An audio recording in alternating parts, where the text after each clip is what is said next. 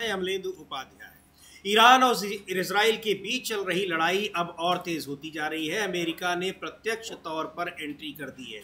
Iran के 3 प्रमुख परमाणु केंद्रों को निशाना बनाया गया है, नातांज, फोर्दो और हस्फानिया को। और इसके साथ ही अमेरिका ने ये साबित कर दिया है, कई चीज़ें हुई हैं। एक तो सीधे तौर पर यह स्पष्ट हो गया है कि इसराइल इस युद्ध में कमज़ोर पड़ता दिखाई पड़ रहा था।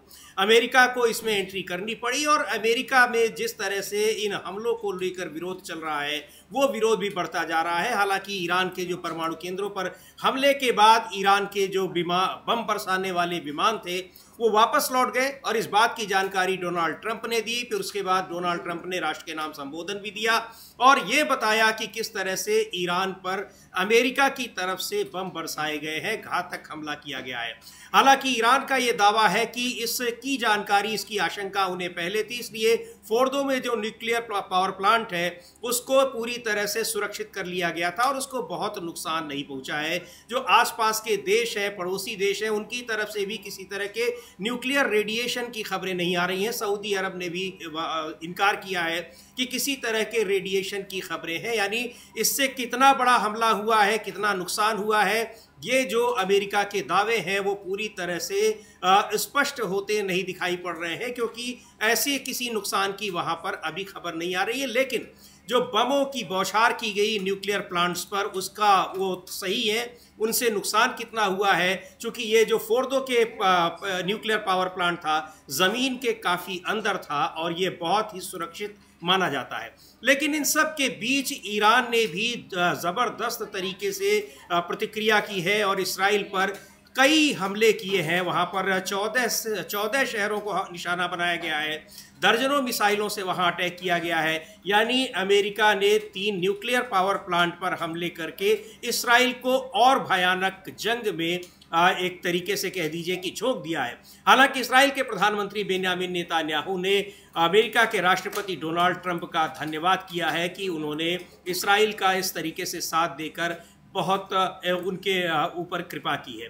लेकिन उस पूरे युद्ध की जो विभीषिका है वो इसराइल को ही झेलनी पड़ रही है। और इसराइल के यहाँ से जो तस्वीरें आ रही हैं अलग अलग शहरों की, उनसे ये साफ दिखाई पड़ रहा है कि ये युद्ध कितने भयानक रूप से इसराइल के लोगों को प्रभावित कर रहा है। कई इमारतों को नुकसान पहुंचा है, वहाँ के कई सैन्य ठिकानों पर हमले किए गए हैं और लोग जो है बंकरों में छिपे हुए हैं। बंकरों के और कई जो बम शेल्टर प्लेसेस होते हैं, वहाँ की जो तस्वीरें आ रही हैं उनसे दिख रहा है कि कितने खौफ में वहाँ के लोग हैं। और इस हमले को ईरान ने लगातार बढ़ा दिया है और ईरान की तरफ से एक बार फिर अमेरिका को सीधे तौर पर चेतावनी दी है। ईरान ने संयुक्त राष्ट्र सुरक्षा परिषद की तत्काल बैठक बुलाने की मांग की है और अमेरिका पर तमाम आरोप लगाए हैं। यूएन चार्टर का उल्लंघन करने का आरोप लगाया है और दुनिया के देशों को अमेरिका के खिलाफ इस पर बयान देने की और एकजुट होने की अपील की है। दुनिया के कई देशों का ईरान को समर्थन मिलता भी दिख रहा है।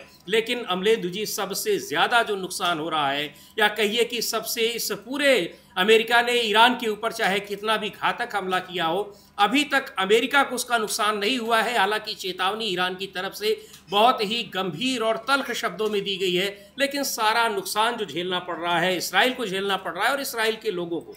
हाँ बिल्कुल समीर जी, इसराइल सबसे ज़्यादा इसका एक तरह से कहा जाए कि वो भुक्तभोगी बन रहा है। और ये शुरुआत भी इसराइल ने ही असल में की थी। और या ये कहिए कि अमेरिका के इशारे पर इसराइल ने की थी। तो अमेरिका ने इसराइल को आगे रखकर ये सब काम किया। यानी ट्रंप ने धोखे से धोखा दिया ईरान को भी और इसराइल को भी, दोनों को, ये कहा जा सकता है। और अभी तो ट्रंप कह रहे थे कि उनको 2 हफ्ते का समय चाहिए कि इस जंग में कूदेंगे कि नहीं कूदेंगे, और उसके बाद 2 दिन में ही जो है वो कूद पड़े जंग में। और उसके बाद ये बड़ी मजे की बात है कि हम हमला करके और वापस हमारे हवाई जहाज लौटाए। अरे रुकते भाई, हमला किया था तो रुकते। जब आपने हमला किया था तो रुकते, बहादुरी आपकी इसी में थी। तो बहादुरी ये थी कि हम तो मार के भाग आए। बस पाला जो हो देखेगा इसराइल, जो इसराइल देखा और इसराइल देख रहा है। 16 जगहों पे ईरान ने बहुत तगड़े मिसाइल हमले किए हैं और पूरे इजराइल में इस समय सायरन बज रहे हैं जी। जबरदस्त तरीके से इजराइल का नुकसान हुआ है। लोगों से कहा गया है कि बंकरों से ना निकलें। पहले कह दिया गया था कि आप सुरक्षित है, आप बंकर से निकल सकते हैं, लेकिन अब कहा जा रहा है कि आप बंकरों से नहीं निकले, क्योंकि नई खेप जो है वो ईरान ने दागी है। तो अमेरिका ने जो किया, जो छूकर भाग आया, अब जो परमाणु एजेंसी है यूएन की IAEA, उसने भी साफ तौर पर कहा है कि इन हमलों से कोई विकिरण नहीं हो रहा है, यानी कोई नुकसान नहीं हुआ है। तो यह कि छूकर आप लौट आए और ये आपने बता दिया कि आप इसमें कूद रहे हैं। और इसका नुकसान क्या होगा कि हौथियों के साथ अभी ट्रंप ने समझौता किया था कि आप अमेरिकी जहाजों को नहीं छुएंगे और अमेरिका पे आप हमले नहीं करेंगे। अब हौथियों ने कहा है कि अमेरिका इसका परिणाम भुगतेगा, यानी अब वो खुल गया रास्ता। हौथी जो है इजराइल पे भी मार करते हैं और अमेरिका के जहाज जो आते हैं उन पे भी मार करते हैं। लाल सागर में खास तौर पर कई बार हमले किए। तो अब ये रास्ता एक और खुल गया है कि अमेरिका के जहाजों पर हमले होंगे, यानी अमेरिका ने एक और मुसीबत अपने लिए भी बुला ली है और इजराइल के लिए तो नई मुसीबत खड़ी कर ही दी है। अब ईरान खुलकर जो है वो हमले कर सकता है अमेरिका के अड्डों पर भी। इसका न्योता अब डोनाल्ड ट्रंप ने खुद दिया है। जी बिल्कुल, और ईरान के विदेश मंत्री ने साफ तौर पर कहा है कि अमेरिका ने जिस तरीके से ईरान के परमाणु ठिकानों को, वो परमाणु ठिकाने जो शांतिपूर्ण कार्यों के लिए वहां पर काम चल रहे थे, यानी वहां पर परमाणु ऊर्जा का जो इस्तेमाल होता है वो शांति के कार्यों के लिए होता है। उन परमाणु ठिकानों पर हमला करके अमेरिका ने न केवल संयुक्त राष्ट्र चार्टर का उल्लंघन किया है, बल्कि अंतर्राष्ट्रीय कानून और NPT यानी नॉन प्रोलिफरेशन ट्रीटी जो होती है, परमाणु अप्रसार संधि, उसका भी उल्लंघन किया है और उससे अपील की है संयुक्त राष्ट्र सुरक्षा परिषद की तत्काल बैठक बुलाने की। और इस हमले में लेकिन यही है कि अमेरिका ने वहां पर हमले किए, उससे नुकसान कितना हुआ है। जो अंतर्राष्ट्रीय परमाणु ऊर्जा एजेंसी है उसने भी अभी तक किसी बड़े नुकसान की बात नहीं कही है, यानी परमाणु संयंत्र में अगर सबसे बड़ा हमला होता है, नुकसान की बात होती है, तो यही होता है कि वहां से खतरनाक विकिरण निकलने लगेंगे, रेडिएशन निकलने लगेंगे, जो कि उस पूरे इलाके को गंभीर रूप से प्रभावित करेंगे। उस तरह के किसी नुकसान की आशंका अभी नहीं है, क्योंकि किसी भी एजेंसी ने इस बात की पुष्टि नहीं की है और यहाँ तक कि पड़ोसी देशों की ओर से भी इसकी पुष्टि की खबरें आ रही हैं कि कोई नुकसान नहीं हुआ है। सऊदी अरेबिया ने एक बयान जारी कर कहा है कि गल्फ के इलाके में यानी खाड़ी क्षेत्र में इस रेडिएशन के किसी प्रभाव की अभी तक सूचना नहीं है। अंतर्राष्ट्रीय परमाणु ऊर्जा एजेंसी का भी यही कहना है। लेकिन अमेरिका के राष्ट्रपति ने जिस तरह से अपने सोशल मीडिया अकाउंट के जरिए पहले सूचना दी, उसके बाद उन्होंने एक राष्ट्र के नाम संबोधन दिया, उससे ये स्पष्ट हो रहा है कि अमेरिका किस तरीके से इस युद्ध में कूदने के लिए तत्पर दिखाई पड़ रहा था और अभी तक इसलिए नहीं कूद रहा था कि शायद उसको अपने देश के लोगों के विरोध का सामना करना पड़े, लेकिन विरोध को आखिरकार उसने एक तरीके से सुपरसीड किया और डोनाल्ड ट्रंप इस युद्ध में कूद ही पड़े। कूदने के बाद उनके जो विमान हैं उन्होंने बहुत ज़बरदस्त तरीके से बम्बार्डमेंट की ईरान के परमाणु ठिकानों पर और बमबारी करने के बाद वापस लौट आए। उसके बाद ईरान के ज़बरदस्त हमलों को झेल रहा है इसराइल। वहाँ पर कई ठिकानों पर हमले किए गए हैं, तेल अवीव और हाइफा के अलावा भी कई शहरों पर हमले किए गए हैं। ये भी कहा जा रहा है, ये खबरें आ रही हैं कि हाइफा में इतना भयानक हमला हुआ है कि वहाँ जो अलर्ट सिस्टम होता है, यानी जो सायरन बजते हैं, सायरन बजने बंद हो गए, अलर्ट सिस्टम ने काम करना बंद कर दिया। इस तरह की खबरें अलग अलग जो तमाम अंतर्राष्ट्रीय एजेंसियां हैं उनके जरिए ये खबरें आ रही हैं। हाँ बिल्कुल समीर जी, अंतर्राष्ट्रीय एजेंसियों से खबरें आ रही हैं। हालांकि वहाँ सैन्य सेंसरशिप लागू है इजराइल में, तो इजराइल का जो नुकसान होता है वो बहुत कम निकल कर सामने आ पाता है, क्योंकि वहाँ के जो स्थानीय सोर्सेज होते हैं उनसे ही जो खबरें मिल पाती हैं वो मिल पाती हैं। तो वो सोर्सेज भी बता रहे हैं कि बहुत ज़बरदस्त नुकसान हुआ है। और वहाँ की सेना जो है वो जिनको स्वीकार कर लेती है, वो खबरें बाहर आती है, तो सेना ने स्वीकार किया है कि तेल अवीव और दक्षिणी इजराइल और हाइफा में बहुत ज़बरदस्त नुकसान हुआ है। 16 जगहों पर, 16 स्थानों पर ईरान ने बहुत ज़बरदस्त तरीके से मिसाइल की मार की है और काफ़ी लोग उसमें गंभीर रूप से घायल बताए जा रहे हैं। इधर डोनाल्ड ट्रंप अमेरिका में ही घिर गए हैं और उनके खिलाफ वहाँ काफ़ी विद्रोह की स्थिति पैदा हो गई है। हकीम जेफरीज हैं जो कि वहाँ हाउस ऑफ डेमोक्रेटिक है, उसके लीडर हैं हकीम जेफरीज। उन्होंने कहा है कि ट्रंप ने हमलों के लिए कांग्रेस से अनुमति नहीं ली थी और वे किसी भी प्रतिकूल परिणाम के लिए पूरी तरीके से जिम्मेदार होंगे। ये उनका ट्वीट हम दिखा रहे हैं जो उन्होंने ट्वीट किया है। और उन्होंने लिखा है डेमोक्रेटिक पार्टी के तमाम नेताओं ने पहले भी चेतावनी दी थी कि बिना अमेरिकी कांग्रेस की यानी वहां की संसद की अनुमति के किसी भी देश के खिलाफ युद्ध की घोषणा नहीं कर सकते, लेकिन डोनाल्ड ट्रंप ने उन सारी चेतावनी जो विरोधी दलों ने दी उसको भी उन्होंने एक तरह से दरकिनार कर दिया। हाँ बिल्कुल, उसको दरकिनार कर दिया। और हकीम जेफरीज ने लिखा है कि डोनाल्ड ट्रंप ने मध्य पूर्व में शांति लाने का वादा किया था, वे उस वादे को पूरा करने में विफल रहे हैं। युद्ध का जोखिम अब नाटकीय रूप से बढ़ गया है और मैं इस क्षेत्र में हमारे सैनिकों की सुरक्षा के लिए प्रार्थना करता हूं जिन्हें खतरे में डाल दिया गया है। क्योंकि समीर जी लगभग 60 से 70 लाख अमेरिकी सैनिक जो हैं वो मिडिल ईस्ट में तैनात हैं, तो उनकी सुरक्षा की कामना कर रहे हैं। और जेफरीज ने आगे कहा कि ट्रंप ने अपने वादों के बारे में देश को गुमराह किया है और उन्होंने कहा कि डोनाल्ड ट्रंप अपनी एक तरफा सैन्य कार्रवाई से होने वाले किसी भी प्रतिकूल परिणाम के लिए पूरी तरीके से जिम्मेदार हैं। ये जो डेमोक्रेटिक लीडर हैं उन्होंने साफ तौर पर कहा है समीर जी। तो इसका मतलब यह है कि बुरी तरीके से अमेरिका के राष्ट्रपति डोनाल्ड ट्रंप उन्होंने एक तरफा फैसला लिया है और अपने देश के भीतर उनके इस फैसले का ज़बरदस्त तरीके से विरोध हो रहा है।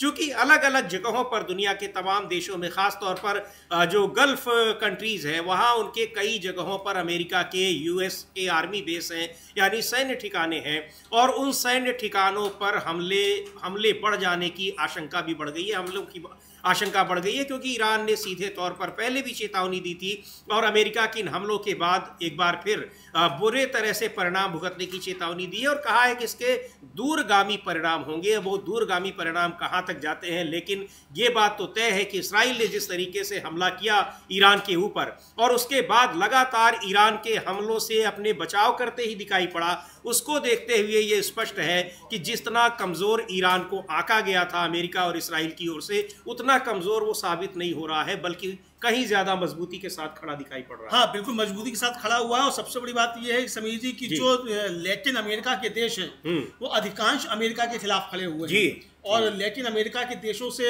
अमेरिका पहले से भी घबराता रहा है। हालांकि वो बहुत छोटे छोटे देश हैं और अमेरिका वहाँ अस्थिरता पैदा करता रहता है, लेकिन वो तनकर जो अमेरिका को जवाब देते हैं। क्यूबा गणराज्य के राष्ट्रपति हैं मिगुएल दिनेज कैनेल बर्मुडेज, उन्होंने कहा है अमेरिका द्वारा ईरान के परमाणु संयंत्रों पर किए गए हमले की हम कड़ी निंदा करते हैं। हम उनका ट्वीट भी दिखा सकते हैं जो किया है। यह मध्य पूर्व में तनाव को बहुत बढ़ाता है और बेहद खतरनाक है। यह हमला संयुक्त राष्ट्र के नियमों और अंतर्राष्ट्रीय कानून का उल्लंघन है और दुनिया को एक ऐसे संकट में धकेल रहा है जिसके परिणाम कभी नहीं बदल सकते।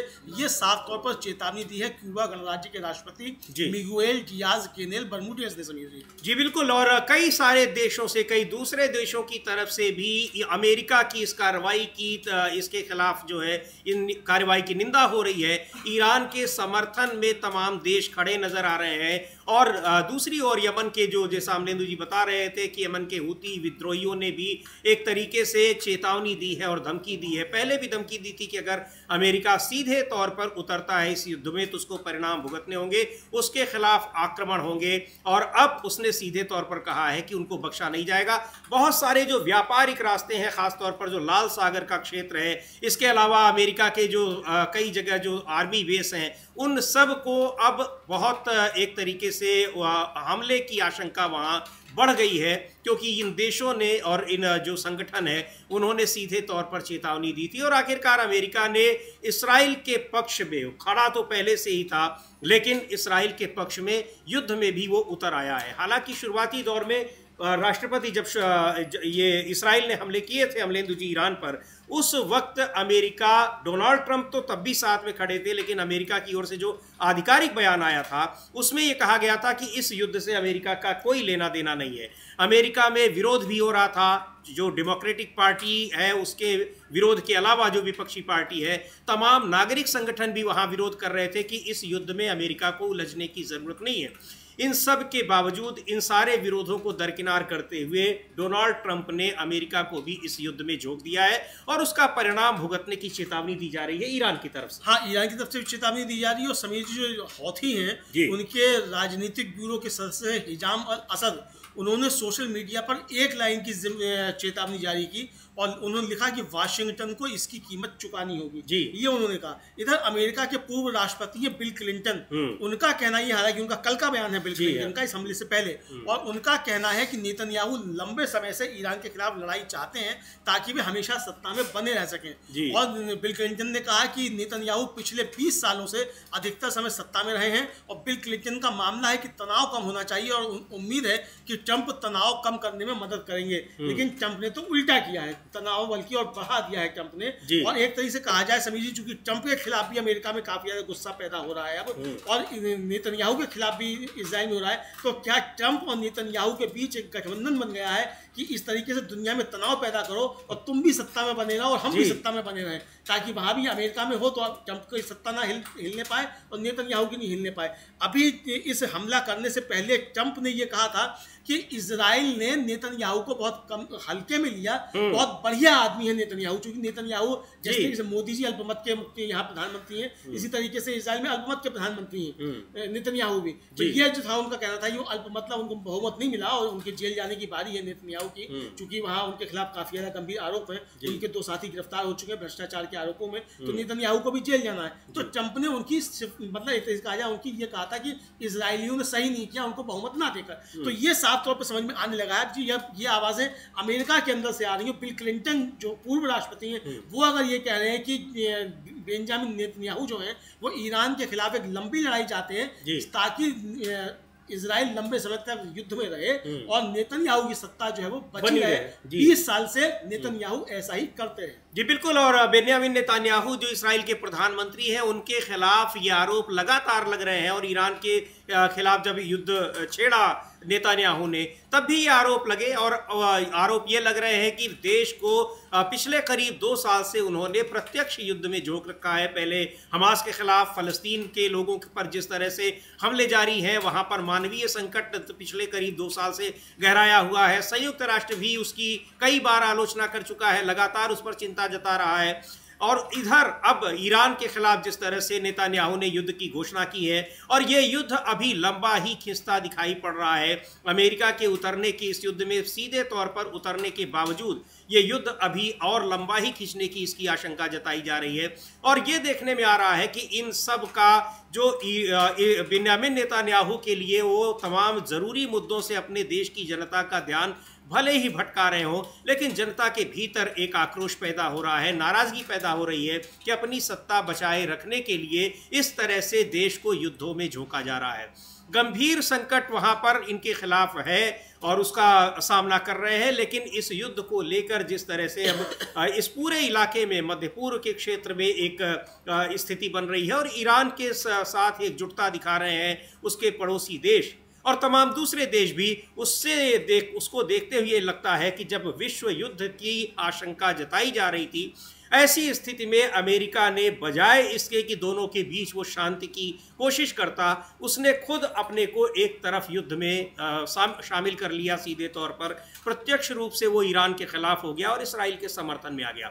तो अगर ये कहीं एक बड़ा रूप लेता है तो इसका जिम्मेदार निश्चित तौर पर सबसे बड़ा जिम्मेदार कहा जाएगा तो अमेरिका को कहा जाएगा और ये धीरे धीरे ये दिखाई पड़ने लगा। अमेरिका को भी कहा जाएगा। अमेरिका तो है ही समीर जी, और सबसे बड़ा युद्ध अपराधी दुनिया का जो है वो ट्रंप इस समय साबित हुआ है। जी हाँ, नेतन्याहू के अभी तक नेतन्याहू था, अब नेतन्याहू से बड़ा युद्ध अपराधी जो है वो डोनाल्ड ट्रंप साबित हो रहा है। नेतन्याहू की गिरफ्तारी की मांगें अमेरिका में हो रही हैं और व्हाइट हाउस के बाहर प्रदर्शन हुए कि ये युद्ध अपराधी है, मानवता का हत्यारा है, इसको गिरफ्तार किया जाए और अंतर्राष्ट्रीय न्यायालय ने इसकी गिरफ्तारी के आदेश दिए हुए हैं, इसको गिरफ्तार किया जाए। लेकिन ट्रंप उसको बचा रहे हैं। अब ट्रंप के खिलाफ भी पूरी दुनिया से आवाजें उठ रही हैं। चिली के राष्ट्रपति हैं गैब्रियल बोरिक और उन्होंने भी अमेरिकी कार्रवाई को अवैध बताया है और चिली के राष्ट्रपति ने ट्वीट किया, वो ट्वीट भी हम दिखा सकते हैं। और चिली के राष्ट्रपति गैब्रियल बोरिक ने अमेरिका के इस कदम को गैर कानूनी करार देते हुए कहा कि अमेरिका को अपनी ताकत का इस्तेमाल अंतर्राष्ट्रीय नियमों को तोड़कर नहीं करना चाहिए। और उन्होंने एक्स पर लिखा कि चिली इस अमेरिकी हमले की निंदा करता है। शक्ति होने का मतलब यह नहीं है कि आप उसे उन नियमों को तोड़कर इस्तेमाल करें जो हम इंसानों ने खुद बनाए हैं, चाहे आप अमेरिका ही क्यों ना हो। बहुत बड़ी बात जो है वो चिली के राष्ट्रपति गैब्रियल बोरिक ने कही है कि आपको उन शक्ति होने का मतलब ये नहीं है कि आप उन नियमों को तोड़कर इस्तेमाल करें जो हम इंसानों ने खुद बनाए हैं। भले ही आप अमेरिका हो, लेकिन आप ये नियमों को तोड़ नहीं सकते, ये उन्होंने साफ चेतावनी दी है। और ताकत के बल पर आप एक तरीके से दुनिया भर में कब्जा करना चाह रहे हैं, ये सीधे तौर पर दिखाई पड़ रहा है। और अमलेंदु जी, अगर डोनाल्ड ट्रंप का वो ट्वीट भी हम लोग दिखाएंगे जो ईरान के परमाणु ठिकानों पर हमले के बाद उन्होंने किया, आखिरी लाइन में वो शांति की अपील कर रहे हैं ईरान से, यानी कि हम आपको तबाह करने के बाद आपसे कहेंगे कि आप शांति की तरफ बढ़िए। ये है, ये डोनाल्ड ट्रंप का ट्वीट है। और इसमें जो आखिरी लाइन है कि now is the time for piece, यानी इस हमले के बाद जो उन्होंने ईरान के परमाणु ठिकानों पर हमले किए उसके बाद कह रहे हैं कि अब शांति का समय है। तो इस तरीके से शांति की बात कर रहे हैं। और वही चिली के राष्ट्रपति उनको कह रहे हैं कि ताकत के बल पर ताकत होने का ये मतलब नहीं है कि आप उसका दूसरों पर इस्तेमाल करिए, और जब आप चाहें तो शांति स्थापित हो जाएगी और जब आप चाहें तो युद्ध हो जाएगा। जी जी, बिल्कुल ऐसा नहीं है कि आपको सारे अधिकार मिल गए कि जब आप चाहें। अच्छा, यहाँ तो बिल्कुल ये वाजिब सवाल है समीर जी, दुनिया में बहुत से ऐसे देश हैं जिनकी आबादी जो है कुछ लाख में है, बहुत छोटे छोटे देश हैं जिनकी अपनी पुलिस भी बस इस लायक होती है कि बस ठीक है अपना अंदर का चीजें ठीक कर सके। तो ऐसे देशों को जब चाहे फिर तब आप कब्जा कर लेंगे, क्योंकि आप बड़े बड़े राष्ट्र हैं आप। तो आप इस मतलब दुनिया के अंदर कोई ऑर्डर रहेगा ही नहीं, सब कुछ अमेरिका जो चाहेगा वही होगा, यही होगा। कनाडा को अपना 51वां प्रांत बनाने की जो व्यक्ति बात कर रहा है उसी से समझ में आ सकता है कि क्या इनकी किस तरह से एक विस्तारवादी सोच है। नहीं, और ये गुंडागर्दी साफ तौर पे है। भाई अगर आप आज ईरान पर हमला कर रहे हैं तो कल को आप भारत पर भी हमला कर सकते हैं। डोनाल्ड ट्रंप कि भारत के पास भी परमाणु हथियार हैं, ये क्या कि आप हमला कर सकते हैं। तो आपको हमला करने का अधिकार किसने दिया? मुझे लगता है कि सारी दुनिया में अभी आवाज़ें उठेंगी और हो सकता है कि अमेरिका को अब इसकी बड़ी कीमत चुकानी पड़े। ये भारत को भी तय करना है कि उसको किधर रहना है, क्योंकि ये हमले अगर आज ईरान पे हो रहे हैं इसमें, तो कल को पाकिस्तान के असीम मुनीर को जिस तरीके से बुलाकर डोनाल्ड ट्रंप ने दावत दी है, उसके बाद भारत की चिंताएं भी बढ़ गई हैं। नरेंद्र मोदी को अपनी आंखें खोलनी पड़ेंगी, अपने मित्र जो है उनके राष्ट्र से जो है उनके हितों को परे रखकर अब देश का हित जो उनको देखना पड़ेगा, अमेरिका से दूरी बनानी पड़ेगी, साफ दूरी जो है अमेरिका से बनानी पड़ेगी। जी बिल्कुल, सीधे तौर पर उन्होंने तो कहा कि इस तरह का मुझे नहीं लगता कि कभी किसी दूसरे अमेरिका के राष्ट्रपति का बयान आया हो कि आई लव पाकिस्तान, मैं पाकिस्तान से प्रेम करता हूं। तब जबकि उसने अभी कुछ महीने पहले भारत पर इतना बड़ा आतंकी हमला करने के पीछे एक बड़ा कारण था, और ये माना जा रहा है पूरी तरीके से तय है कि ये हमले भारत पर जो कश्मीर में, जम्मू कश्मीर के पहलगाम में हुए, उसके पीछे पाकिस्तान ही है। पाकिस्तान के खिलाफ कार्रवाई भी की गई भारतीय सेना की ओर से। बावजूद इसके पाकिस्तान के उसी सेनाध्यक्ष को बुलाकर और अमेरिका के राष्ट्रपति उसको सम्मानित कर रहे हैं। ये अपने आप में भारत के लिए बहुत बड़े चिंता का विषय है। हालांकि इसको किस तरीके से इग्नोर किया जा रहा है वो प्रधानमंत्री नरेंद्र मोदी के उड़ीसा में दिए अभी 2 दिन पहले के भाषण में ये समझा जा सकता है कि उन्होंने कहा कि ट्रंप ने बुलाया लेकिन मैंने वहां जाने से इनकार कर दिया। खैर, ये अपनी जगह ये चीज़ें हैं, उनके बयान और सारी चीज़ें, लेकिन भारत की विदेश नीति भी इस समय जिस चुनौतीपूर्ण माहौल का सामना कर रही है वो भी एक भारत के लिए चिंता का विषय है, क्योंकि विदेश नीति पर लगातार सवाल उठ रहे हैं जब से पाकिस्तान के साथ आमना सामना हुआ, यानी वहां पर भारत ने उसके आतंकी ठिकानों पर हमले किए। भारत के साथ कोई देश खड़ा नहीं रहा। अमेरिका जिसको कि इस रिजीम में सबसे बड़ा हितैषी बताया गया, वो अमेरिका पाकिस्तान के सेनाध्यक्ष को बुलाकर सीधे तौर पर पाकिस्तान से प्रेम करने की बात कर रहा है। और यही नहीं, बार बार वो इस बात को दोहरा रहे हैं कि हमने भारत और पाकिस्तान के बीच में सीज फायर कराया है। तो ये विदेश नीति के लिए एक बहुत बड़ा संकट है कि आखिर विदेश नीति किधर चली गई है। इसको लेकर विपक्षी दल सवाल भी खड़ा कर रहे हैं, सरकार से जवाब मांग रहे हैं, जवाब नहीं आ रहे हैं, लेकिन ये सवाल तो बने रहेंगे। और ये जो संकट है ये बहुत गंभीर संकट है, क्योंकि विदेश नीति से बहुत सारी चीज़ें तय होती हैं। और अब जब ईरान और इस्राइल के बीच युद्ध में अमेरिका सीधे तौर पर आकर सामने खड़ा हो गया है और युद्ध में शामिल हो गया है, तब भारत को अपनी विदेश नीति को स्पष्ट करने की और भी ज़्यादा बड़ी चुनौती है, क्योंकि अभी तक वो एक तरीके से ढुलमुल रवैया ही दिखाई पड़ रहा है उसमें, और ये कहा जा रहा है कि उसमें स्पष्टता आनी चाहिए विदेश नीति में। तो ये भारत के लिए भी एक बहुत चुनौतीपूर्ण समय है अमलेंदु जी। बिल्कुल समीर जी, भारत के लिए बहुत ज़्यादा चुनौतीपूर्ण समय है, चूंकि एक तो प्रधानमंत्री नरेंद्र मोदी के निजी रिश्ते जो है नेतन्याहू के साथ हैं जी, और भारत के संबंध रहे हैं ईरान के साथ। तो अब देखना ये है कि प्रधानमंत्री जो है वो अपने निजी रिश्तों को अहमियत देते हैं या देश के रिश्तों को अहमियत देते हैं। ये देखना बड़ी चीज़ होगी कि यानी प्रधानमंत्री नरेंद्र मोदी के लिए निजी हित जो है वो ऊपर है कि राष्ट्र हित ऊपर है, ये देखने वाली बात होगी। भारत को तय करना पड़ेगा। हालांकि कांग्रेस ने ने जो है ईरान पर इजरायली हमलों की पहले ही कड़े शब्दों में निंदा की थी और गाजा पर हमलों की भी कड़ी शब्दों में निंदा की, लेकिन भारत सरकार की तरफ से इस पर जो है वो चुप्पी बरती गई। ये काफ़ी ज़्यादा जो है वो खतरनाक संकेत हैं। और कल सोनिया गांधी ने लेख लिखकर भी कहा है कि अभी भी समय जो है निकला नहीं है, अभी भी भारत जो है हस्तक्षेप कर सकता है। समीर जी, जी बिल्कुल, भारत अभी समय नहीं निकला है, हस्तक्षेप कर सकता है। अपनी विदेश नीति को, जो पारंपरिक विदेश नीति है उसके अनुसार उसको चलना चाहिए और उसमें स्पष्टता होनी चाहिए। तो ये बड़ी चुनौती है, लेकिन जिस तरह से ईरान और इस्राइल के बीच युद्ध में अमेरिका की एंट्री हुई है और प्रत्यक्ष रूप से वो इसमें शामिल हो गया है, उसको लेकर अब एक बड़े वैश्विक संकट की ओर दुनिया बढ़ती दिखाई पड़ रही है। इस युद्ध की सीमाएं और ईरान के साथ जिस तरह से समर्थन मिल रहे हैं, अमेरिका के हमले की निंदा हो रही है, उसमें कई दक्षिण अमेरिकी देश भी शामिल हो रहे हैं, गल्फ की कंट्री शामिल हो रही हैं, उसको देखते हुए ये लग रहा है कि युद्ध अभी और आगे थमेगा। लेकिन जो सबसे बड़ा एक महत्वपूर्ण बात यह है कि इस्राइल की जो सैन्य क्षमता है उसका भी एक तरीके से पर्दाफाश हो गया ईरान के साथ लड़ाई में।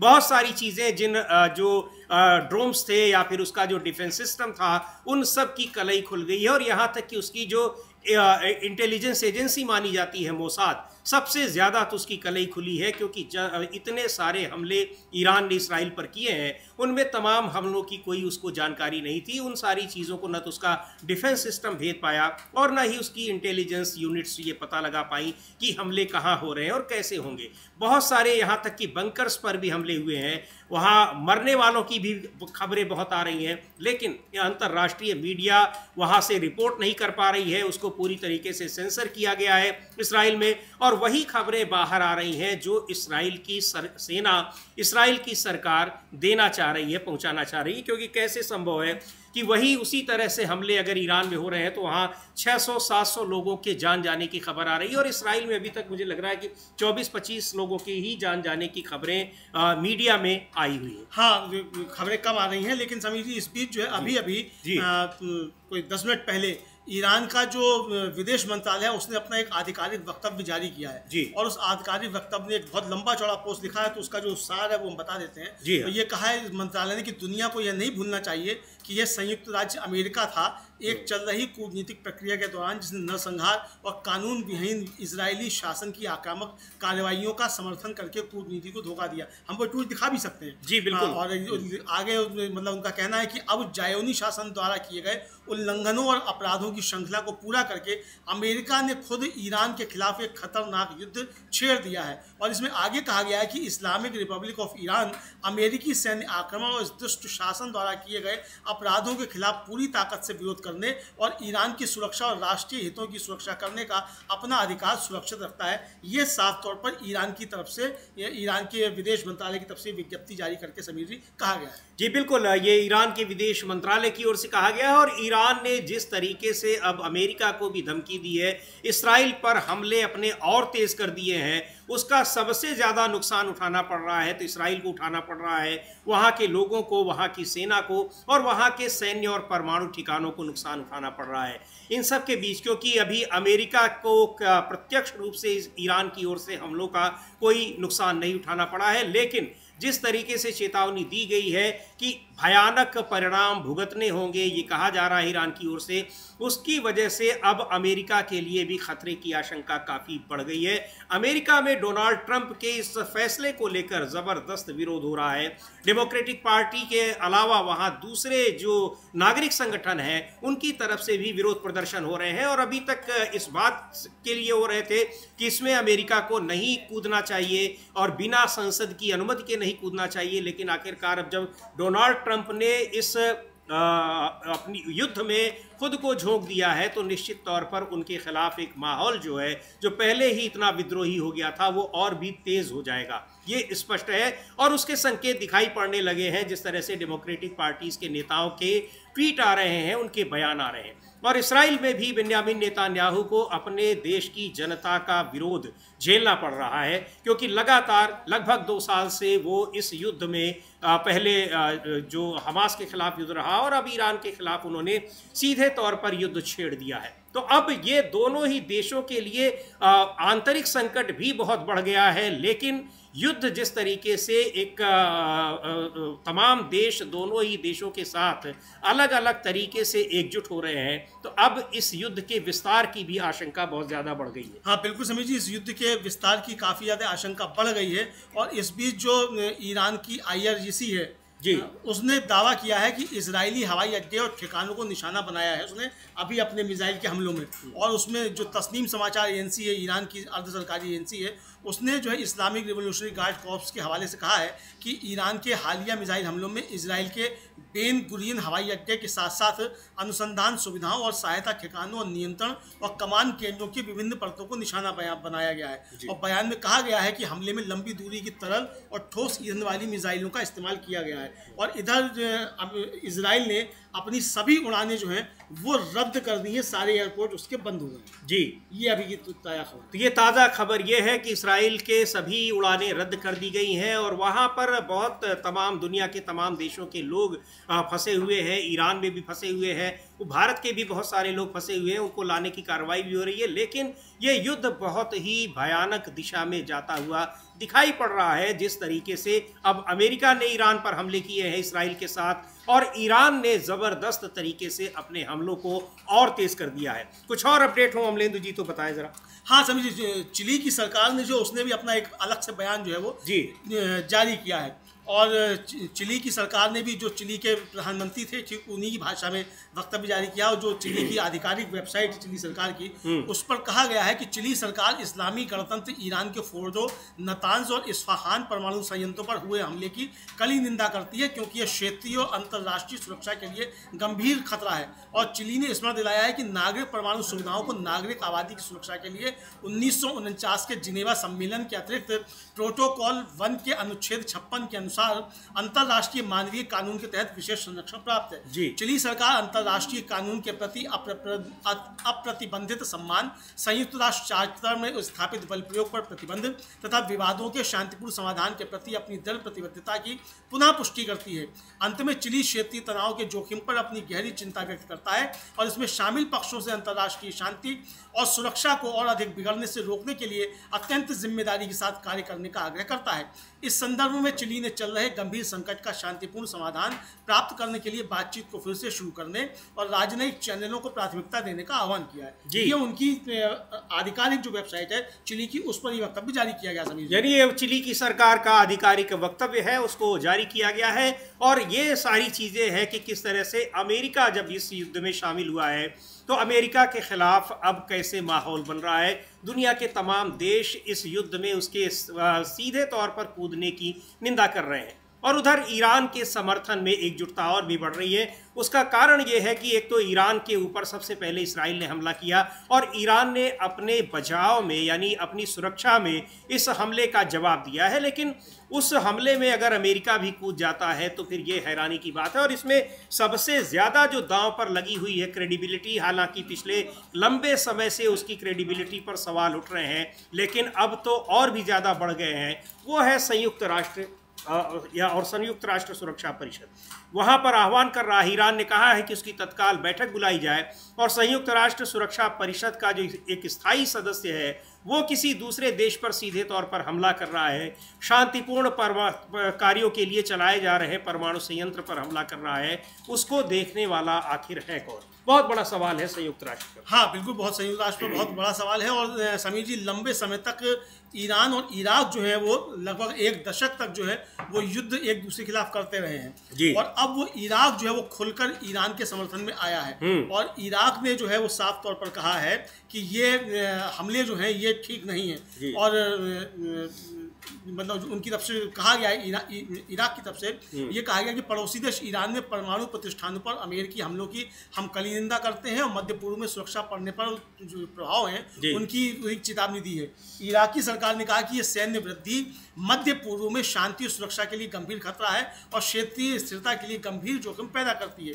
बगदाद ने संकट को कम करने के लिए तत्काल तनाव कम करने और कूटनीति का उपयोग करने का आह्वान किया। इराकी सरकार के प्रवक्ता ने कहा कि यह इस तरह से किया किया जाना चाहिए कि सामूहिक सुरक्षा की रक्षा हो और अंतर्राष्ट्रीय कानून और संयुक्त राष्ट्र के चार्टर के सिद्धांतों को कायम रखा जाए। ये इराक के सरकारी प्रवक्ता ने कहा है। समीर जी, ये बहुत बड़ी खबर है, बहुत महत्वपूर्ण खबर है, चूंकि 1980 के दशक में करीब 8 साल तक दोनों ही देश एक दूसरे के खिलाफ युद्ध में जुटे रहे और लड़ाइयाँ होती रहीं ज़बरदस्त तरीके से। लेकिन अब इस युद्ध में जब इराक ईरान के साथ खड़ा दिखाई पड़ रहा है और अमेरिका के हमले की निंदा कर रहा है, और ईरान ने एक बार फिर स्पष्ट किया है कि वो अपने जो संप्रभुता और क्षेत्रीय अखंडता के खिलाफ हमला हुआ है उसका पूरी तरह से जवाब देने के लिए स्वतंत्र है, तो गंभीर परिणाम भुगतने की चेतावनी दी गई है। और उधर इसराइल ने भी अभी और तेज हमले करने की बात कही है, यानी ईरान और इसराइल दोनों ही एक दूसरे पर ये हमले और ज़्यादा तेज करने वाले हैं। तेज हुए भी हैं लेकिन अभी और तेज होने हैं। इसराइल के तमाम शहरों पर अटैक हुआ है ईरान की मिसाइल्स का, और अभी और तेज़ी इसमें लाने की बात कही जा रही है। लेकिन अमेरिका के इस अटैक से इसराइल को और भी ज़्यादा नुकसान हुआ है। ये भी कहा जा रहा है कि अब ज़्यादा दिनों तक इसराइल अगर इसी तरह से ईरान के हमले होते रहे तो बहुत लंबे समय तक, यानी मुश्किल से हफ्ते 2 हफ्ते तक ही इसराइल उसका प्रतिरोध कर सकता है। लंबे समय तक इस युद्ध को खींचने की क्षमता उसमें नहीं है। ये सवाल उठने लगे थे, अमेरिका की तरफ से भी ये सवाल उठने लगे। बिल्कुल, अमेरिका की तरफ से भी सवाल उठने लगे थे। और समीर जी, एक तरह से कहा जाए कि आप बैल मुझे मार वाली बात जो है वो डोनाल्ड ट्रंप ने कर दी है। पहले तो इजराइल ने की थी, उसका इजराइल नतीजा भुगत रहा है। मतलब ईरान पे अमेरिकी हमले के बाद ईरान ने फिर मिसाइल दागी हैं और लगभग 27 ठिकाने जो हैं इजराइल के, उन पर उसने सीधी मार की है और सारे हवाई अड्डे जो है बंद हैं इस समय, और वहाँ सायरन बज रहे हैं, इमरजेंसी लागू है इजराइल में।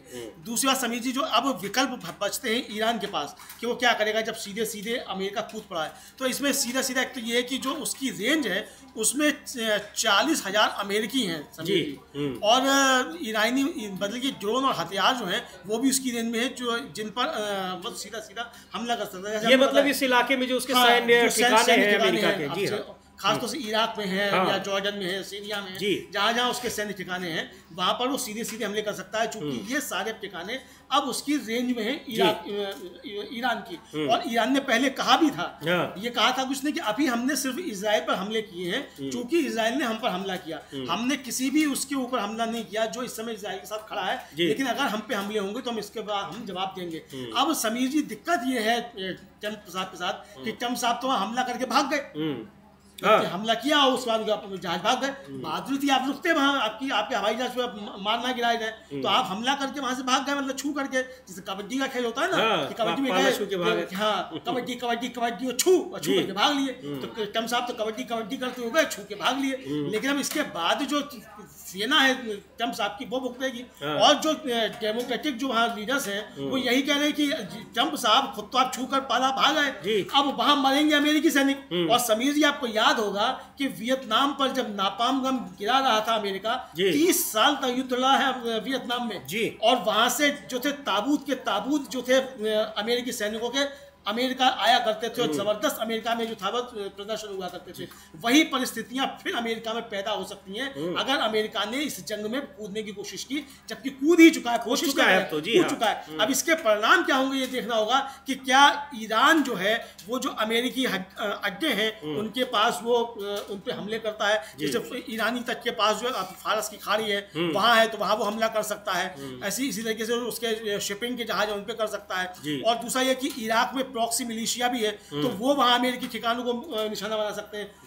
इराक के जो शिया नेता हैं उनका ईरान के समर्थन में बयान आ चुका था कि अगर खामेनेई पे हमला किया जाता है या ईरान के उस पर हमला करता है तो ये बहुत गलत होगा। तो यानी इराक भी उसके समर्थन में खड़ा हुआ है और देश भी उसके समर्थन में खड़े हुए हैं। रूस और चीन खुलकर कह चुके हैं, और कल ही जो था वो पुतिन ने साफ चेतावनी दी थी कि अगर अमेरिका इस युद्ध में कूदा तो इसके बहुत दुष्परिणाम होंगे और अमेरिका को भुगतना पड़ेगा। अब देखना ये समीर जी कि ट्रंप साहब तो छूकर भाग आए हैं, अब आगे क्या होता है, ट्रंप अब किस तरीके से बचते हैं, क्योंकि ट्रंप के खिलाफ अमेरिका में प्रदर्शन शुरू हो जाएंगे, चूंकि वो अब हाथों रात हो रही है इस समय, लेकिन जब दिन निकलेगा तो वहां प्रदर्शन शुरू हो जाएंगे जबरदस्त तरीके से, ये साफ समझ आ रहा है। चूंकि इससे पहले भी व्हाइट हाउस में प्रदर्शन हुए, हम लोगों ने सारे विजुअल दिखाए थे।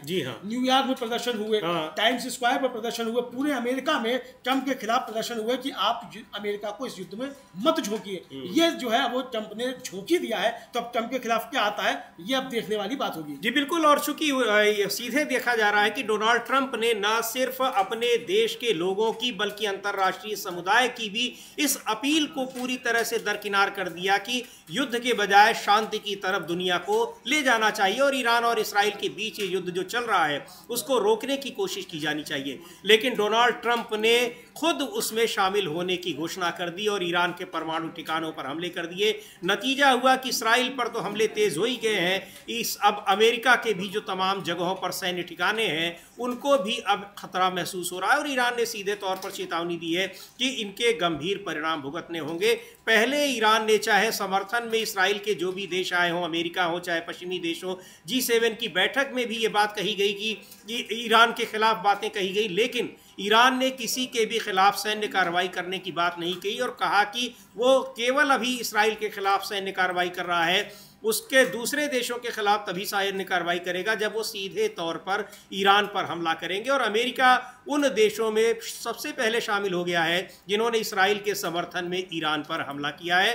अब ईरान की तरफ से गंभीर परिणाम भुगतने की चेतावनी दी जा रही है। बड़ी संख्या में, लाखों की संख्या में अमेरिकी सैनिक उन तमाम जगहों पर हैं, गल्फ कंट्रीज़ में अलग अलग जगहों पर उनके आर्मी बेस हैं। उनके लिए आशंकाएं, हमलों की आशंकाएं बढ़ गई हैं और इन्हीं सारी चीज़ों को लेकर अमेरिका में डोनाल्ड ट्रंप के इस फैसले का विरोध हो रहा था कि ये फैसला न करें। और दूसरी बात ये भी, डेमोक्रेटिक पार्टी का कहना था कि किसी भी देश के खिलाफ युद्ध की घोषणा डोनाल्ड ट्रंप अकेले नहीं कर सकते हैं, बल्कि कांग्रेस यानी वहाँ की संसद की अनुमति के बाद ही ऐसा करेंगे। लेकिन संसद को भी खारिज कर दिया डोनाल्ड ट्रंप ने, वहाँ पर उससे अनुमति लेने की भी ज़रूरत उन्होंने नहीं समझी और अमेरिका को युद्ध में झोंक दिया है ईरान के खिलाफ। हाँ बिल्कुल, ईरान के खिलाफ अमेरिका को युद्ध में झोंक दिया है। और अब अभी तक तो इजराइल जो था उस पर निशाना था, अब लेकिन ये कहा जा सकता है समीर जी कि नेतन्याहू बहुत शातिर राजनेता निकले। उन्होंने ट्रंप को घसीट लिया। कहा ट्रंप जो थे उन्होंने नोबेल पुरस्कार के लिए दावा कर रहे थे, 17 बार कह चुके कि उन्होंने भारत और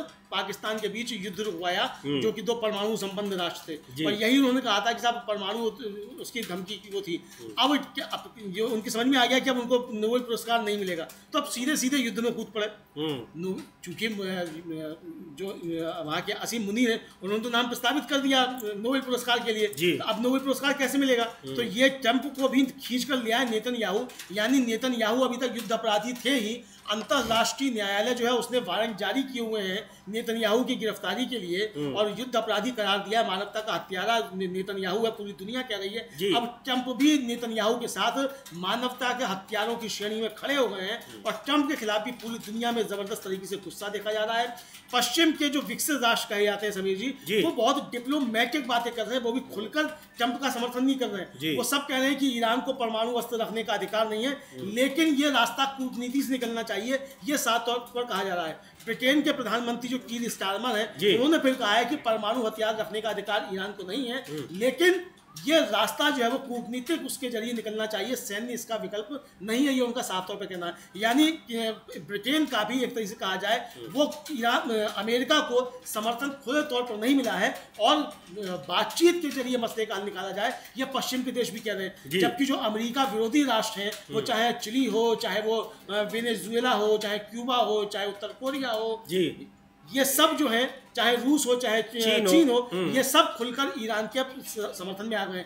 अब अगर आगे युद्ध बढ़ता है समीर जी, तो ये एक तीसरे विश्व युद्ध की आग भी समझ सकते हैं, और तीसरा विश्व युद्ध ना भी हो तो कम से एक महायुद्ध में ये बदल सकता है। और चूंकि ईरान ने साफ कह दिया है कि अब बात तभी होगी जब इजराइल को आतंकवादी राष्ट्र घोषित किया जाएगा, उसको अपराधी ठहराया जाएगा, उसके बाद ही कोई बातचीत हो सकती है। ये कल ही ईरान ने स्पष्ट कर दिया था। जी बिल्कुल, इसको स्पष्ट कर दिया था। और अभी ताज़ा खबरें ये भी आ रही हैं कि तेल अवीव और हाइफा पर फिर मिसाइल्स के हमले हुए हैं और ये हमले लगातार जारी हैं ईरान की तरफ से, खासकर जब से अमेरिका की ओर से ईरान के 3 परमाणु ठिकानों को निशाना बनाया गया है।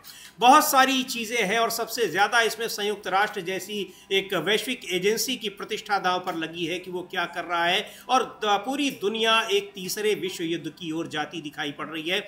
अमेरिका के खिलाफ तमाम देशों के सीधे तौर पर उनके बयान आ रहे हैं और जो पश्चिमी देश हैं यानी यूरोपियन कंट्रीज़ हैं उनकी तरफ से भी अब इस हमले के बाद अमेरिका को उस तरह का समर्थन मिलता दिखाई नहीं पड़ रहा है, क्योंकि इसमें इसराइल की ही तरह से ईरान के ऊपर हमला किया।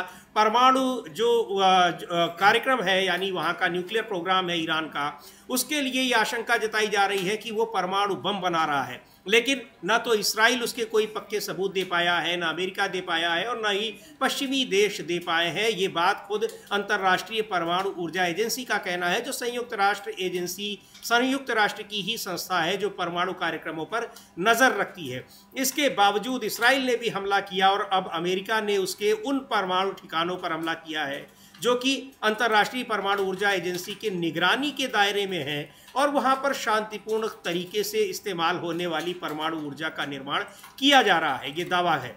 अब इस हमले के खिलाफ पूरी दुनिया के देश अमेरिका की निंदा कर रहे हैं। कई सारे देशों के राष्ट्राध्यक्ष और उनकी सरकारों के आधिकारिक बयान इस पर आ रहे हैं।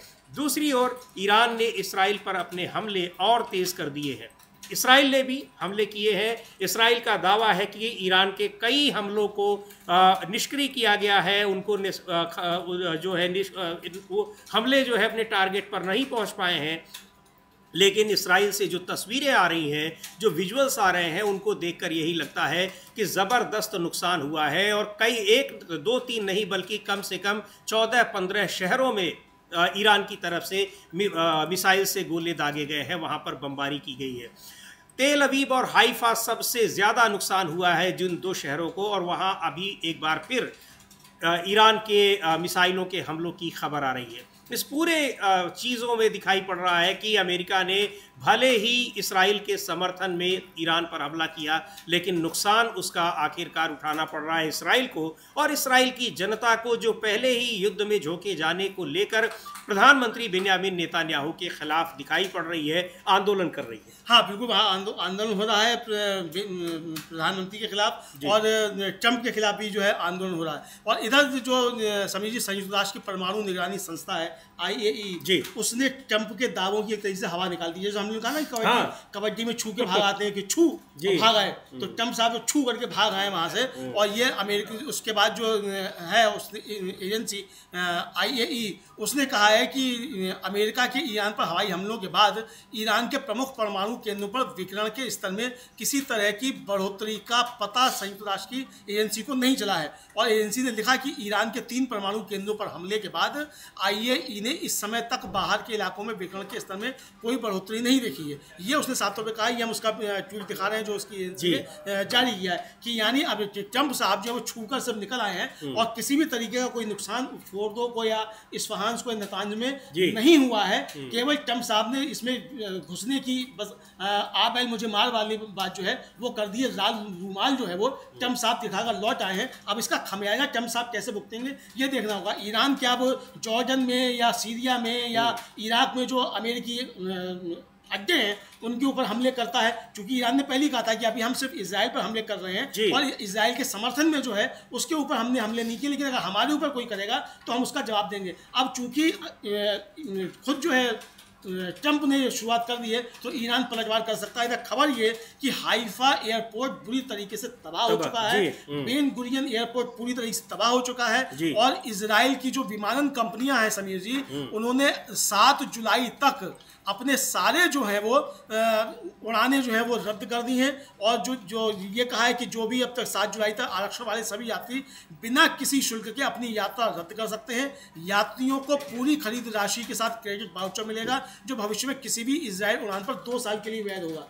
और सुरक्षा घटनाओं ईरान पर जो हमला हुआ उसके बाद जो है इस तरीके की जो है सूचना जारी की गई है और अगले सूचना तक सारे संचालन रोक दिए गए, यानी इजराइल से अब कोई उड़ान नहीं होगी और जिनके टिकट बुक हैं वो अपना पैसा वापस दे सकते हैं, 2 साल का उनको वाउचर मिलेगा, ये कहा गया। यानी सीधे तौर पर कि इस्राइल का जो हवाई क्षेत्र है वो पूरी तरीके से बंद हो गया है, वहां से उड़ानें अब नहीं भरी जा रही हैं और जिन लोगों ने भी अपनी एयरलाइंस में बुकिंग कराई हुई थी उनको सबको रद्द किया गया है, पैसा उनका लौटाया जा रहा है। खैर ये चीज़ें हैं, लेकिन इसकी भयावहता को समझा जा सकता है कि ईरान के ताज़ा हमलों के बाद वहाँ की स्थिति क्या है और सबसे ज़्यादा ये कि वहाँ के आम नागरिकों को ये सारी चीज़ें झेलनी पड़ रही हैं।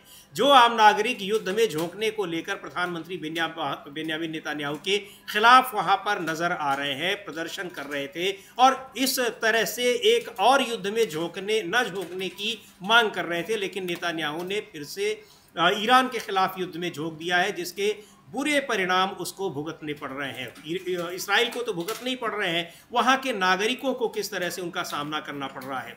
और दूसरी ओर जिस तरह से अब पूरी दुनिया अमेरिका के हमलों के बाद अमेरिका के खिलाफ होती जाती दिखाई पड़ रही है, बयान जारी हो रहे हैं, ईरान के प्रति एकजुटता दिखाई जा रही है, उसको देखते हुए अब अमेरिका के सैन्य ठिकानों पर जो है तमाम इलाकों में फैले हुए हैं, मध्य पूर्व के भी कई इलाकों में फैले हुए हैं, खाड़ी के क्षेत्रों में, उन पर हमलों की आशंका बढ़ गई है क्योंकि ईरान ने साफ कर दिया है कि अमेरिका के हमले का उसको माकूल जवाब दिया जाएगा और अमेरिका को इसके दीर्घकालिक परिणाम भुगतने होंगे। हाँ बिल्कुल भुगतने होंगे। और समीर जी ये जो है वो इंटरसेप्टर वहाँ फेल हुआ इजराइल के हाइफा में, यानी उनका जो एयर डोम था वो फेल हो गया, उसकी वजह से बहुत ज़बरदस्त नुकसान जो है इसको हुआ है, ये साफ तौर पे आ रहा है। टाइम्स ऑफ इजराइल जो है उसने भी इसकी पुष्टि की है समीर जी, और जो वहाँ की सेना है उसने भी पुष्टि की है कि हाइफा को बहुत ज़बरदस्त तरीके से नुकसान हुआ है। और ये इजरायली सेना ने कहा है कि उत्तरी शहर हाइफा में आज सुबह विस्फोट पर एक बयान उसने जारी किया है और कहा है कि वहाँ हवाई हमले की कोई चेतावनी नहीं दी गई थी, यानी वहाँ ये इंटरसेप्टर फेल हो गया कि यहाँ कोई हवाई हमला हो सकता है, वहाँ हवाई हमला हो गया। और उसने कहा है कि आज सुबह ईरान से इजराइल राज्य के क्षेत्र की ओर किए गए प्रक्षेपणों के दौरान हाइफा शहर में कोई अलर्ट सक्रिय नहीं किया गया था। प्रारंभिक जांच से संकेत मिलता है कि शहर के क्षेत्र में गिरावट का पता चला था और इंटरसेप्टर विफलता की संभावना की जांच की जा रही है। यानी इंटरसेप्टर क्यों फेल हो गया ये जांच की जा रही है कि वो आयरन डोम पकड़ क्यों नहीं पाया। और समीर जी आपको याद होगा कि हम लोगों ने इसी कार्यक्रम में ब्रेकिंग न्यूज में वॉल स्ट्रीट जर्नल की हवाला दिया था कि जो एयर डिफेंस इंटरसेप्टर्स है उसकी कमी है। इजराइल के पास 12 दिन से ज्यादा युद्ध में नहीं टिक सकता और 6 दिन निकल चुके थे तब, हाँ है ना। तो अब वही अभी हम लोग बात कर रहे थे कि मुश्किल से 1-2 हफ्ते से ज्यादा वो ईरान के जो हमले हैं उनका वो प्रतिरोध नहीं कर सकता अगर अमेरिका न उतरे सीधे तौर पर। लेकिन अब जो चीजें सामने आ रही हैं, अब इसका मतलब ईरान खुलकर अब इजराइल पर हमले करेगा क्योंकि वो इंटरसेप्टर इजराइल के पास नहीं है, ये साफ समझ में आ गया। हाइफा पोर्ट पूरी तरीके से तबाह हो चुका है और हाइफा पोर्ट तबाह होने से यहाँ भी राष्ट्रीय सेठ जो है उनको काफी ज्यादा दिक्कत हो रही होगी सभी। जी बिल्कुल, यहाँ हाइफा एयरपोर्ट तबाह हो चुका है और वहाँ पर जो निगरानी सिस्टम फेल हुआ है, अलर्ट सिस्टम फेल हुआ है, वो बहुत एक गंभीर मुद्दा है। चूंकि बहुत मजबूत अलर्ट सिस्टम है, डिफेंस सिस्टम है इजराइल के पास, लेकिन अब वो फेल हो गया है और बम वहाँ पर गिरने वाले हैं इसकी सूचना नहीं मिल पा रही है। उनको पहले ही हवा में ही नष्ट कर देने की बात तो छोड़िए, जिसका दावा लगातार इजराइल कर रहा है, अब उसे पता भी नहीं चल रहा है कि बम गिर रहे हैं, यानी उसका जो ये सिस्टम है वो पूरी तरह से नाकाम हो गया है। अब इन हमलों को ये लगातार इजराइल की नाकामी या फिर उसकी जो मजबूती थी वो पूरी तरह से उजागर हो गई थी। उसके बाद अमेरिका को प्रत्यक्ष रूप से इस युद्ध में शामिल होना पड़ा, लेकिन अमेरिका में इस युद्ध में शामिल होने को लेकर आम लोगों में ज़बरदस्त नाराज़गी है। वहाँ की जो विपक्षी पार्टी है डेमोक्रेटिक पार्टी, उसका भी ये कहना है कि बिना संसद की अनुमति के युद्ध में नहीं झोंका जा सकता है अमेरिका को। लेकिन डोनाल्ड ट्रंप ने इन सब को, वैश्विक समुदाय की अपील को, अपने देश के नागरिकों की अपील को और अपने देश के विपक्षी दलों के नेताओं की अपील को दरकिनार करते हुए, खारिज करते हुए ईरान के खिलाफ युद्ध में झोंक दिया है और उसके नतीजे भुगतने की बार बार अब चेतावनी मिल रही है ईरान की तरफ से। इसराइल पर जैसे हमले तेज हुए हैं, अब अगला निशाना ये माना जा रहा है कि अमेरिकी सैन्य ठिकाने होंगे जो पूरे मध्य पूर्व के क्षेत्र में फैले हुए हैं। जी बिल्कुल, पूरे मध्य पूर्व क्षेत्र में जो फैले हुए हैं वो ठिकाने निशाने पे होंगे, और अब जो हमले होंगे वो इजराइल के साथ साथ अमेरिकी ठिकानों पर भी होंगे।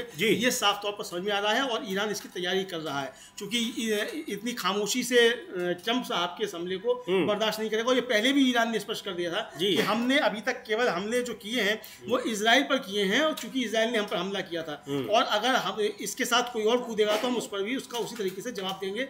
जैसा आपकी तरफ से हमला होगा उसी तरीके से जवाब आएगा। कूटनीति होगी तो कूटनीति होगी, और हमले होंगे तो हमलों का जवाब हमले से दिया जाएगा। अब चूंकि ट्रंप ने शुरुआत की है तो इसके अब जवाब किस तरीके से देता है ईरान, ये देखने वाली बात होगी समीर जी। जी बिल्कुल, अभी ईरान किस तरीके से जवाब देता है, उसके सैन्य ठिकानों पर हमला करता है या फिर उसका अगला कदम क्या होता है। लेकिन इस अमेरिका के हमलों के बाद जिस तरह से इसराइल के ऊपर अचानक उसके हमले काफ़ी तेज हुए हैं, उसको देखते हुए ये साफ है कि गंभीर परिणाम भुगतने की चेतावनी हवा में नहीं दी जा रही है। चूंकि जब इसराइल ने अटैक किया था पिछले शुक्रवार को ईरान के ऊपर, तब ईरान ने कहा था, यही चेतावनी दी थी कि इसके गंभीर परिणाम होंगे, और उसकी अगले ही दिन वहाँ पर रात में, उस हमले के अगली रात में वहाँ मिसाइल से ज़बरदस्त हमले किए गए। शुरू में इसराइल ने दावा किया कि सारे हमले नाकाम कर दिए गए हैं, लेकिन जब धीरे धीरे वहाँ के विजुअल्स, तस्वीरें आने लगी, तब ये पता चला कि वहाँ पर कितना ज़बरदस्त नुकसान हुआ है। और अब ये खबरें आ रही हैं कि इसराइल का जो डिफेंस सिस्टम है वो पूरी तरह से अब काम करना बंद कर चुका है, क्योंकि हाइफा में सायरन तक नहीं बने जो अलर्ट सायरन होते हैं, और वहाँ पर जब मिसाइल्स गिरे हैं उसकी सूचना तक, उसका पता तक नहीं चल पाया है। तो अब इसराइल की जो सैन्य कमज़ोरी है वो भी दिखाई पड़ रही है। और कुछ दिन पहले ही वॉल स्ट्रीट जर्नल है, अमेरिका का बड़ा अखबार है, उसकी एक रिपोर्ट में दावा किया गया था कि इसराइल का जो डिफेंस सिस्टम है वो मुश्किल से 10-15 दिनों तक, यानी हफ्ते 2 हफ्ते तक ही ईरान जैसे हमलों का प्रतिरोध कर सकता है। उसके बाद उसकी क्षमता, उससे लंबे प्रतिरोध की क्षमता उसके भीतर नहीं है। और अब वो चीज़ें साफ दिखाई पड़ रही हैं कि इसराइल किस तरह से सैन्य दृष्टि से अब कमज़ोर हो चुका है, और कमजोरी उसकी साफ दिखाई पड़ रही है। हाँ बिल्कुल, कमजोरी साफ दिखाई पड़ रही है और खुलकर सामने आ चुकी है जी। और त्राहिमाम करना शुरू कर दिया है इजराइल ने। और आज जो हमले हुए हैं समीर जी ईरान की तरफ से, वो बहुत सटीक निशाने जो है वो समझे जा सकते हैं, जो कि वहाँ की सेना जो है उसको स्टेटमेंट जारी करके कहना पड़ रहा है कि भाई ज़बरदस्त तरीके से नुकसान जो है वो हुआ है, और हमारे इंटरसेप्टर्स फेल हो गए। उनकी जाँच कराई जा रही है कि इंटरसेप्टर्स फेल क्यों हो गए। अरे जाँच क्या कराओगे, इंटरसेप्टर तुम्हारे खत्म हो गए, ये तुमने संकेत दे दिया। अब तो खुल के हमले करेगा ईरान। तो अब जो ट्रंप और हमले उसके बढ़ भी रहे, अभी तक उसका तेल अवीव और हाइफा पर ही फोकस था। कई दूसरे शहरों में भी लगातार हमले हो रहे हैं। कई शहरों पर हमले हो रहे हैं, इंस्टीट्यूट्स पर हमले हो रहे हैं, सैन्य जो मुख्यालय हैं उन पे हमले हो रहे हैं। मोसाद का मुख्यालय उसने उड़ा दिया, गृह मंत्रालय उसने उड़ा दिया इजराइल का। ये सारे उसने हमले किए, यानी चुन चुन कर जो महत्वपूर्ण ठिकाने थे इजराइल के, उन पर ईरान के हमले अब हो रहे हैं। और ये हमले अब बढ़ेंगे, चूंकि अब अमेरिका ने जो है वो छेड़ दिया है ईरान को, इसलिए अब ये हमले इजराइल पर बढ़ेंगे। चूंकि अमेरिका तक सीधी मार करना तो मुश्किल है, तो इजराइल पर हमले होंगे, और जो अमेरिकी अड्डे हैं मध्य पूर्व में उन पर ईरान के हमले बढ़ सकते हैं, ये समझा जाता है। जी बिल्कुल, उसके हमले बढ़ सकते हैं। लेकिन अमेरिका ने जो बड़ा हमला आज किया है उस पर जो अपडेट्स आ रहे हैं, ताज़ा तरीन खबरें आ रही हैं, अमेरिका ने आज ईरान के 3 प्रमुख परमाणु संयंत्र केंद्रों पर हमला किया है, न्यूक्लियर रिएक्टर्स पर। ये वहाँ के जो मुख्य रूप से है। लेकिन अब खबर है ईरान की तरफ से पहले ही कहा गया कि उसको आशंका थी कि अमेरिका यहाँ पर अटैक करेगा, और उसने उन जगहों पर अपने को पहले से ही एक तरीके से अलर्ट कर लिया था, ज़्यादा नुकसान ना होने पाए उसकी पहले से ही तैयारी कर ली थी। ख़ास तौर पर जो फोर्दो में परमाणु संयंत्र है, क्योंकि वो ज़मीन के अंदर काफ़ी दूर तक लगभग 100 मीटर के भीतर उस परमाणु संयंत्र वो काम करता है, और वहाँ तक पहुँचना किसी भी बम के लिए बड़ा मुश्किल है। हालांकि अमेरिका ने दावा किया कि बमों की पूरी झड़ी लगा दी गई वहाँ पर ये फोर्दो में जो परमाणु केंद्र है, लेकिन ईरान ने दावा किया कि उसको बहुत नुकसान नहीं हुआ। और अब ईरान के दावे की पुष्टि करते हुए अंतर्राष्ट्रीय परमाणु ऊर्जा एजेंसी का भी बयान आया है कि उससे रेडिएशन में किसी तरह की बढ़ोतरी नहीं दिखाई पड़ी है। यानी परमाणु ठिकाने ध्वस्त नहीं हुए हैं, उन पर हमला जरूर हुआ है, वो पूरी तरह से काम कर रहे हैं वहां, ये बात स्पष्ट हुई है। और ये बात अंतर्राष्ट्रीय परमाणु ऊर्जा एजेंसी ने इसकी पुष्टि की है, जो संयुक्त राष्ट्र संघ की संस्था है। हाँ बिल्कुल, संयुक्त राष्ट्र संघ की संस्था है, उसने स्पष्ट कर दिया है कि किसी भी तरीके की नहीं हुई। रूस की एक न्यूज़ एजेंसी है, उसने एक वीडियो जारी किया, चूंकि वो दूसरी एजेंसी का है तो हम उसको इस्तेमाल नहीं कर सकते, और उसने जारी किया है कि जो फोर्डो है वहाँ पे क्या स्थिति है, तो वहाँ खलनाटे के साथ लोग आ जा रहे हैं, वो उसने वीडियो जारी किया। तो यानी एकदम सब ठीक ठाक है। हाँ। और IAEA जो है अंतर्राष्ट्रीय UN की जो संस्था है परमाणु ऊर्जा पर, उसने भी बयान जारी कर दिया है कि किसी भी तरीके का कोई विकिरण नहीं है, ये साफ तौर पर आ चुका है। तो ये नुकसान जो है वो उसको ज़्यादा अमेरिका को होगा। ट्रंप अब खुद घिर सकते हैं समझिए, क्योंकि आपको याद होगा कि ट्रंप खुद सजा याफ्ता हैं इस समय। जी हाँ। और ट्रंप चूंकि सजा से इसलिए बचे हुए हैं कि राष्ट्रपति हैं, तो ट्रंप की भी रणनीति वही है जो नेतन्याहू की है। नेतन्याहू को जेल जाना है, जाना ट्रंप को भी होगा, लेकिन बच गए हैं जेल जाने से, क्योंकि राष्ट्रपति की सजा उनको पहले हो चुकी है। तो दोनों ही एक तरीके की परिस्थितियों में फंसे हुए हैं। तो हो सकता है कि दोनों की रणनीतियों की, दोनों देशों को युद्ध में उलझाए रखो और मौज से शासन करते रहो। और इस तरीके के टोटके जो है वो कई राष्ट्राध्यक्षों द्वारा समय समय पर अपनाए जाते रहे हैं दुनिया में। तो ये टोटका भी हो सकता है कि ट्रंप आजमा रहे हो। अब वो क्या होगा क्या नहीं, लेकिन ट्रंप के खिलाफ अमेरिका में भी आवाज़ें अब काफ़ी ज़्यादा उठ रही हैं। जब सुबह होगी तब देखना होगा कि अमेरिका में इसका प्रतिरोध किस तरीके से होता है। फिलहाल जो रात में प्रतिक्रियाएं आई हैं वो प्रतिक्रियाएं ट्रंप के खिलाफ हैं। ट्रंप के पक्ष में कोई भी प्रतिक्रिया अभी तक कम से कम हमने नहीं देखी। जी, ट्रंप के पक्ष में प्रतिक्रिया नहीं देखी और उनके देश में उनके खिलाफ माहौल बन रहा है। लेकिन उस स्थिति में जो उन्होंने दावा किया कि 3 परमाणु संयंत्रों को नष्ट कर दिया गया है और उन परमाणु संयंत्रों को कोई नुकसान नहीं हुआ, जब ये खबर पता चलेगी तो ये फिर अमेरिका की सैन्य क्षमता की भी पोल खोल रही है, क्योंकि जो बम जो बरसाए गए उनको ये कहा जा रहा है कि ये बहुत अंदर तक जाकर और उनका जो तकनीकी क्षमता है ज़बरदस्त है, वो धरती के भीतर जाकर किसी भी खतरे को या अपना जो डेस्टिनेशन है उसको नष्ट कर सकते हैं। अगर ईरान के परमाणु संयंत्रों को नुकसान नहीं हुआ है जो टारगेट पर थे अमेरिकी बम वर्षक विमानों के, तो फिर इसका मतलब कि अमेरिकी सैन्य क्षमता भी सवालों के घेरे में है। और अंतर्राष्ट्रीय परमाणु ऊर्जा एजेंसी ने साफ कह दिया है कि कोई विकिरण वहां पर नहीं बढ़ा हुआ है, दिखाई पड़ा है। यानी उसकी वजह से, इन हमलों की वजह से उन परमाणु केंद्रों को नुकसान नहीं हुआ है, क्योंकि अगर परमाणु केंद्रों को नुकसान हुआ होता तो विकिरण का जबरदस्त खतरा पूरे मध्य पूर्व क्षेत्र में फैल जाता और काफी आगे तक उसका विस्तार हो सकता था, क्योंकि लगभग 7-8 घंटे हो चुके हैं इस हमले के। हाँ, 7-8 घंटे हो चुके हैं। उसके बाद जो है ये इसका मतलब कि वहाँ कोई खतरा अब नहीं है, ये साफ तौर समझ में आ रहा है। जो परमाणु एजेंसी है ईरान की, उसने भी स्पष्ट कर दिया है कि कोई खतरा नहीं है, और IAEA ने भी स्पष्ट कर दिया है कि कोई खतरा नहीं है। और उधर ईरान के हमले जो हैं इजराइल पर वो शुरू हो गए हैं। 27 जगहों पर बताया जाता है कि उसके मिसाइल हमले हुए हैं, और ईरान की मिलिट्री, इजराइल की मिलिट्री ने स्वीकार किया है कि उनका इंटरसेप्टर जो है वो फेल हो गया, और उसकी वजह से ईरान के मिसाइल हमले ज़ोरदार तरीके से हुए। ये इजराइल को स्वीकार करना पड़ा है। 7 जुलाई तक सारी उड़ानें इजराइल ने स्थगित कर दी हैं। ये है, पूरी दुनिया से ट्रंप की निंदा हो रही है। जी, क्यूबा, चिली, इराक, यमन और सऊदी अरब, इन सब ने जो है वो इन हमलों की निंदा की है। तो इन हमलों की निंदा की है, और अमेरिका भी प्रत्यक्ष रूप से इस युद्ध में कूद पड़ा है। उसने ईरान के 3 परमाणु ठिकानों पर, केंद्रों पर, महत्वपूर्ण परमाणु केंद्रों पर हमला किया, और उसकी सूचना अमेरिका के राष्ट्रपति डोनाल्ड ट्रंप ने दी, राष्ट्र के नाम संबोधन दिया। लेकिन अंतर्राष्ट्रीय परमाणु ऊर्जा एजेंसी की ओर से बताया गया है कि इसमें किसी तरह का नुकसान नहीं हुआ है। रेडिएशन में जो विकिरण है वो उसका फैलाव नहीं हुआ है। इसका मतलब जो परमाणु संयंत्र हैं वो सुरक्षित हैं।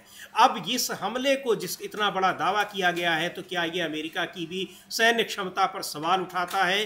ये बड़ा सवाल बना हुआ है। और उधर इसराइल की सैन्य क्षमता किस स्तर तक कमज़ोर हो चुकी है कि उनके इंटरसेप्टर ये नहीं जान पा रहे हैं कि कोई मिसाइल गिरने वाला है। और हाइफा में ज़बरदस्त तरीके से तबाही मची है, ईरान की ओर से बमबारी की गई है, मिसाइल से हमले किए गए हैं। अमेरिका के इस युद्ध में कूद जाने के बाद जिस तरह से प्रतिक्रियाएं आ रही हैं, तो इस युद्ध के और ज़्यादा आगे बढ़ने की आशंका दिखाई पड़ रही है।